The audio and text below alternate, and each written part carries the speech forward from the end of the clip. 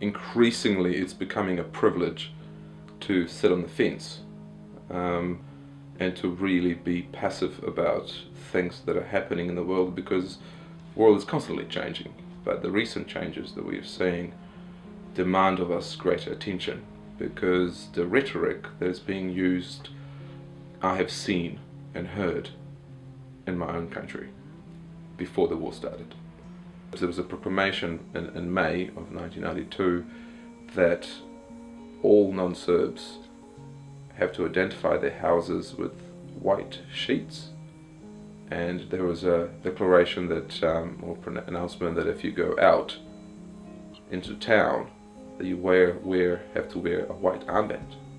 And I don't need to tell you what connotations that brings, but that's identifying the other, and that's identifying people for extermination, because the extermination soon followed.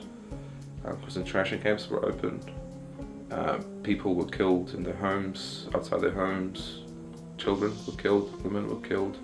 It was an absolute extermination of non-Serb civilians at the time. But in order for that to be carried out, you need to dehumanize the other amongst your own, ethnic grouping or the grouping you represent.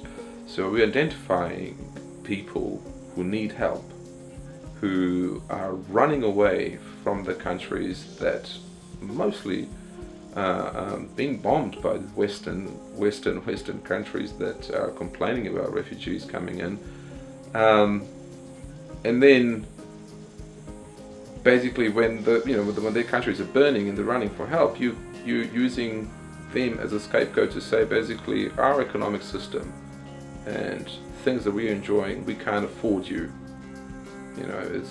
What we have is only reserved for our own. When you start separating people and dividing people for security reasons, and telling your own population it's for security reasons that we are protecting you from them, is a dangerous path to go down. When I first came to New Zealand, coming from surviving genocide in Bosnia, the entire family was traumatized, and you've just lost your home, and so it's that kind of immense sadness of you lost your country, Yugoslavia doesn't exist anymore, you've lost your home, you're feeling unwanted because you were persecuted. But that mixes with the feelings of joy because you survived.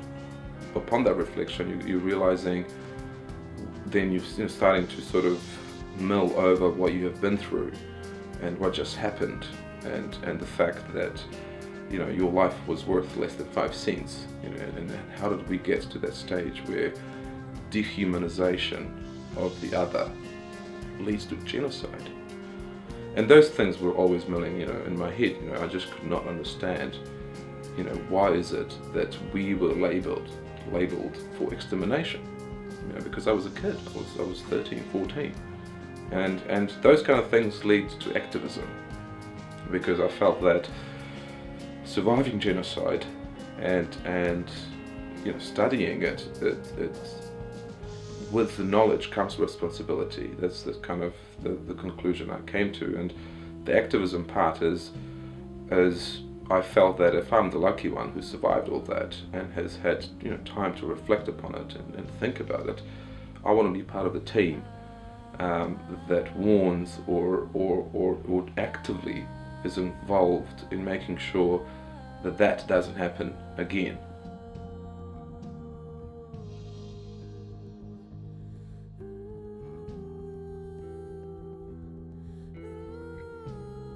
I was a little bit messed up, but art and art tutors would let me utilize the art rooms they had, and for me art was literally a way of venting, of expressing things that I couldn't put and verbalize, because English was my second language and I was just still learning it.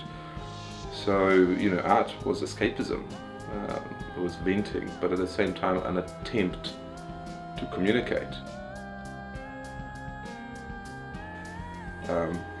Not many of my peers understood and which is a good thing. You know, like, I don't wish upon anybody to really understand how it is to be a refugee or to, you know, go through genocide.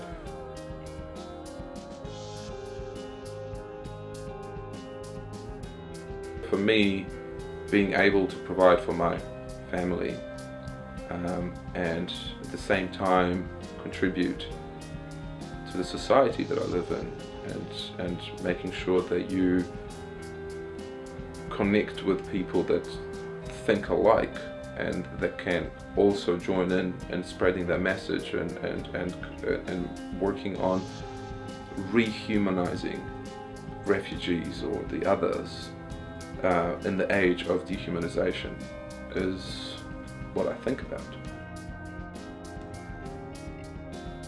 Who is Emir? You know, Emir is an artist, activist, a partner, you know, son, a Bosnian and New Zealander. That's a still work in progress.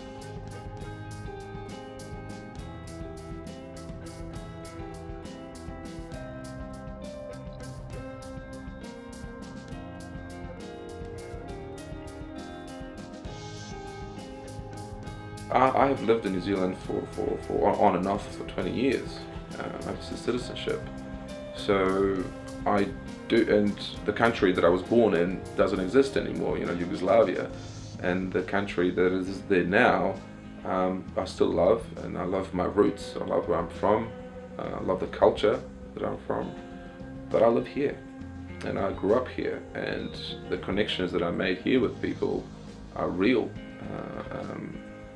And so I love this country and everything that it represents. So for me, there's no that kind of, you know, separation, and being here, just because I came here as a refugee doesn't mean that I should isolate myself from the rest of the country. And I have not done that, because I believe that wherever you are, there you are.